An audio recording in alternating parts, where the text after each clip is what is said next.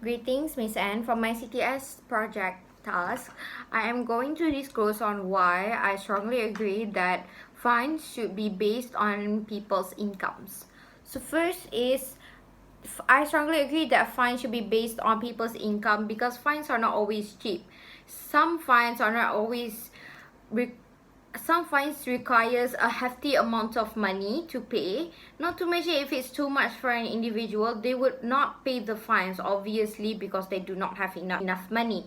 Let's say if they were to apply a loan, there are interest rates that at the end of the day they will pay twice as much. For an example, if they have fines for about 2,000 ringgit, they would have to pay 40,000 ringgit depending on the loan's timeline and how much they are willing to pay to be free from the loan.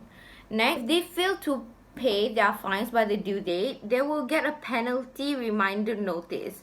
This also would require extra money to pay fines because they are late to pay them, and along with that they will get a reminder notice sent back to their home, and on that reminder notice they will get a sum included with the fine payments that they had to pay earlier, and now they have to pay more due to the fact that they have failed to pay fines on the due dates.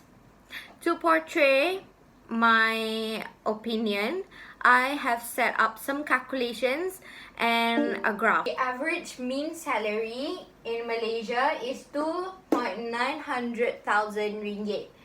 And for parking fine, the minimum fine for parking is 150 ringgit. Other forgotten fines could even thousands of ringgit.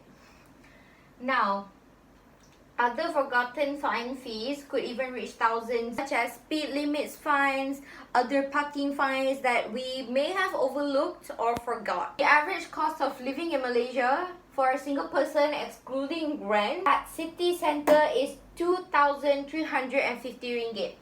Now, I have put these two graphs here to give an image on how much people spend in order to live in Malaysia.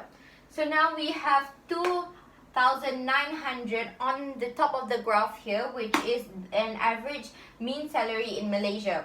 Now, their fines that they should pay is 150 ringgit. This is where the graph will start increasing based on their expenses. They will start paying for their living cost, which is 2,750 ringgit, and they will have savings, which is 300 ringgit.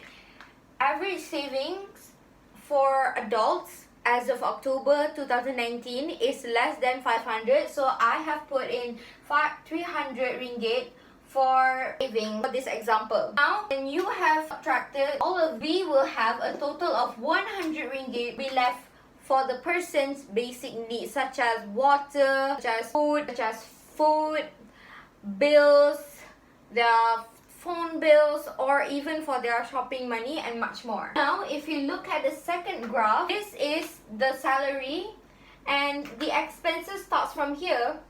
I have reduced the salary from 150 ringgit to 30 ringgit. I have reduced 70 ringgit from the usual amount. Now we can see that the fine starts here and it will start increase to the living cost and then to savings. And now we can see that this graph is not as plunged as this graph, because this graph requires more expenses. Whilst this graph requires a little bit